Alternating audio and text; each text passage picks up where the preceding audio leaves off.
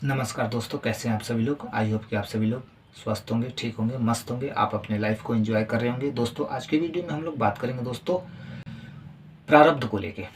हमारे प्रारब्ध यदि बुरे हैं तो उसका प्रभाव हमारे जीवन पे पड़ रहा है। हम निगेटिविटी के दौर से गुजर रहे हैं। हमारा जो दिमाग है वो फुल्ली निगेटिव हो चुका है। बुरे बुरे ख्याल, डर, चिंता, परेशानी, डिप्रेशन, ये सारी चीज़ें हमारे जीवन में हमारा पीछा कर रही है। हम अपने जीवन को सही तरीके से जी नहीं पा रहे हैं। हमारा लाइफ स्टाइल होना चाहिए, हमारे पास पैसे होने चाहिए, हमारे पास खुशियाँ होनी चाहिए।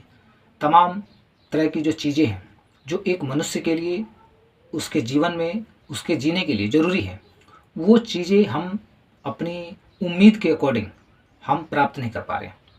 तो कहीं ना कहीं दोस्तों हमें समझना होगा कि ये जो चीज़, ये जो सिचुएशन आज हमारी ज़िंदगी में चल रहा है, इसके पीछे का एक यही सबसे बड़ा रहस्य है, जैसा कि मैंने एक्सपीरियंस किया है, जैसा मुझे लगता है कि वो हमारे कर्म हैं।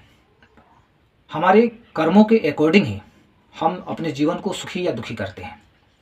यदि हमारे कर्म ठीक हैं तो निश्चित रूप से मैं यही कहूँगा कि हमारा जो जीवन है वो सुखमय हो सकता है। लेकिन यदि हमारे कर्म बुरे हैं तो निश्चित रूप से मैं ये भी कहूँगा कि आने वाले समय में या प्रेजेंट में हम दुखी रहेंगे, क्योंकि सारा खेल कर्मों का है, सारा खेल यूनिवर्स के सिस्टम का है। और जो यूनिवर्स के सिस्टम को फॉलो करता है, समझता है, वो कहीं ना कहीं उस रूल को समझने के बाद अपने जीवन को बेहतर बना पाता है। हम जिस भी चीज़ की एक्सपेक्टेशन अपने लाइफ से कर रहे हैं, हम एक्सपेक्ट करते हैं, हमारी जो एक्सपेक्टेशन है वो अपने लाइफ को सुखी बनाने की है कि हमारा जो मन है वो शांत रहे, हम अपने जीवन में खूब तरक्की करें, हमारे पास खूब पैसा हो, गाड़ी हो, बंगला हो, अच्छा रिश्ता हो, परिवार हो, सब कुछ ठीक ठाक हम देखना चाहते हैं। लेकिन सब कुछ ठीक ठाक तभी रहेगा जब हमारे कर्म ठीक होंगे।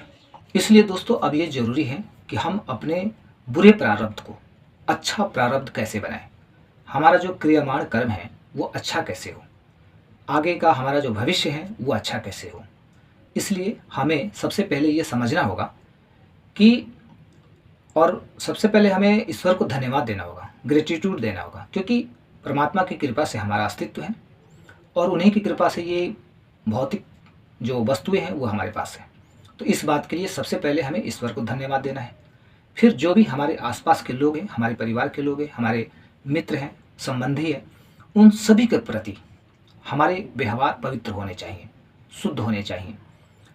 सामने वाले को ये फील नहीं होना चाहिए कि आपके शब्दों से उन्हें चोट लगी, आपके व्यवहार से उन्हें बुरा लगा, उनका अपमान हुआ या उन्हें ठेस पहुंची। उन लोगों को जो हमारे से मतलब संबंधित है, हमसे रिलेटेड है, उन लोगों को कभी भी ये फील नहीं होना चाहिए कि आपके द्वारा मतलब ऐसा व्यवहार किया गया या ऐसा बर्ताव किया गया जिससे कि उनको काफ़ी दुख हुआ। तो हमें कुल मिला के उनकी दुआएं लेनी है, उनकी हमें दुआएं लेनी है, उनके कर्ज नहीं लेने हैं। जब हम उनकी दुआएं इकट्ठी करते हैं तो ठीक वो चीज़ें हमारी ज़िंदगी में आती हैं। हमारा जो प्रारब्ध अगर गलत प्रारब्ध था और उस गलत प्रारब्ध का यदि हम फल भोग रहे हैं, दुख भोग रहे हैं, तो आज से जब हम ये निर्णय लेते हुए इस रास्ते पे चलना स्टार्ट करते हैं, यूनिवर्स के सिस्टम को जब हम फॉलो करते हैं, अपने विचारों को ठीक करते हैं, जो भी हमारे भीतर की निगेटिविटी है जब उससे हम बाहर निकलते हैं, खुद को पॉजिटिव करते हैं, पॉजिटिव एनर्जी क्रिएट करते हैं, तो कहीं ना कहीं लोगों की दुआएं हमें मिलती हैं।